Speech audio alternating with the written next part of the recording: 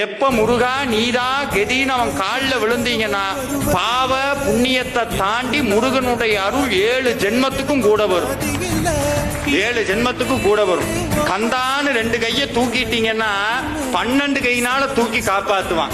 10 ரூபா காசு இல்லாம மருதமலையில போய் அழுதார் தேவர். 10 ரூபா காசு இல்லைன்னு கண்ணீர் விட்டார், கடன் அடைக்க முடியலன்னு.